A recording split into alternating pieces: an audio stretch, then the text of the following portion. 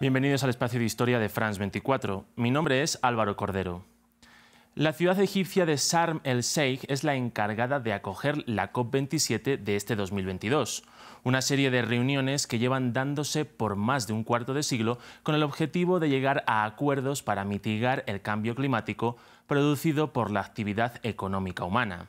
Esta cumbre se da en un momento de urgencia en el que ya se sienten a nivel global estos efectos, algo que hace más necesario que se lleguen a acuerdos entre los principales países contaminantes, algo que no siempre ha sucedido. En France 24 repasamos la historia de estas cumbres. Su origen está en 1992, cuando Naciones Unidas organizó la cumbre de Río de Janeiro para tratar el cambio climático.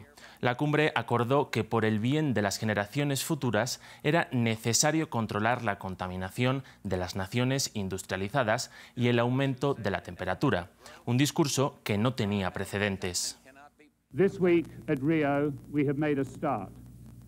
Esta semana en Río hemos visto el comienzo, pero más allá de Río debemos seguir llevándolo a cabo por nuestra generación y por las futuras. No puede haber otro camino. Algo que se cumplió. En 1995 se celebró la primera COP en Berlín y nació bajo el amparo de la firma casi universal en 1994 de la Convención Marco de la ONU sobre el Cambio Climático. Aquí se reconoció que había un problema con el calentamiento global y que estaba en manos del ser humano el poder cambiarlo. Así hablaba la entonces ministra de Medio Ambiente alemana Angela Merkel. Nosotros en las naciones industrializadas debemos cambiar nuestras ideas de lo que vemos como la buena vida. En el inicio de estas cumbres por el clima, los principales actores llamados a actuar eran los países que estaban más desarrollados. Las peticiones lanzadas durante las primeras conferencias tuvieron su respuesta en la COP3 de Kioto, realizada en 1997. Las conclusiones de este acto dieron como resultado un acuerdo histórico en el que los países firmantes se comprometieron a reducir las emisiones de gases de efecto invernadero en al menos un 5% para 2012 desde los niveles de 1990. Hasta 192 países firmaron o ratificaron este protocolo ilusionante en materia medioambiental, que en un principio pareció comprometer a las grandes potencias. Estados Unidos sigue firmemente comprometido con un objetivo fuerte y vinculante que reducirá nuestras emisiones en casi un 30% de lo que serían. Un compromiso tan fuerte o más fuerte que cualquiera de los que hemos escuchado aquí. El imperativo aquí es hacer lo que prometemos en lugar de prometer lo que no podemos hacer. Sin embargo, Kioto nunca cumplió las expectativas depositadas. Es cierto que se intentaron regular las emisiones con sanciones a los países que no cumplieran el objetivo, pero el principal escollo fue la no ratificación de Estados Unidos y la posterior retirada de su firma en 2001. Además, algunas herramientas presentadas, como el mercado de compraventa de permisos de emisión, ayudó a las grandes potencias a mantener o incluso aumentar sus emisiones.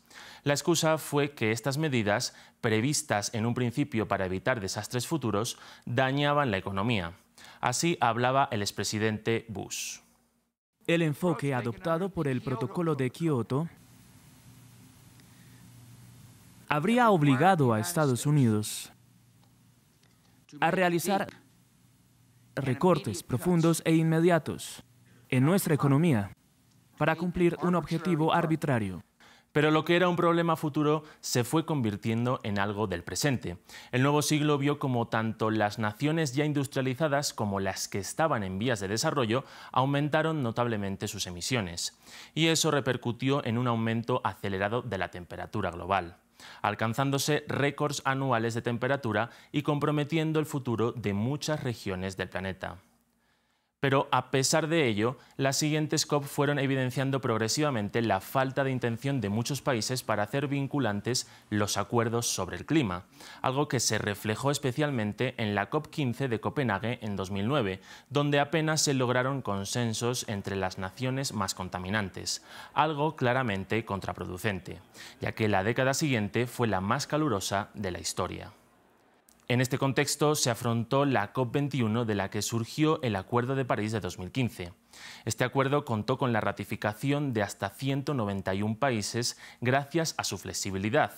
El Acuerdo de París dejó de lado las obligaciones y sanciones impuestas en Kioto para apostar por que cada país regule voluntariamente sus emisiones.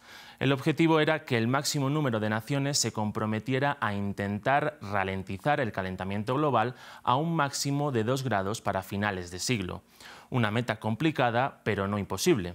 Su principal obstáculo fue, de nuevo, Estados Unidos, que, aunque en un principio firmó y ratificó lo acordado, se retiró tras la llegada de Donald Trump a la presidencia. Anuncio la retirada del horrible, costoso y unilateral Acuerdo de París. La marcha de Estados Unidos supuso un duro golpe para el Acuerdo de París, ya que esta nación emite solamente el 14% de todas las emisiones globales. Aunque el regreso de esta nación tras la victoria de Joe Biden en 2020 llamó a la esperanza de resucitar este acuerdo. La inacción de las naciones del mundo tras estas conferencias sobre el clima ha sido usualmente muy criticada, pero el debate ya no es exclusivamente a futuro. Esta COP27 se celebra cuando la humanidad ya está sufriendo las consecuencias económicas y sanitarias directas del cambio climático. De ahí su importancia, ya que si no se alcanzan y ejecutan acuerdos, nuestro futuro como especie podría estar cada vez más comprometido. Con esto concluimos. Gracias por compartir y comentar estas historias que las encuentran en los programas de France24.com.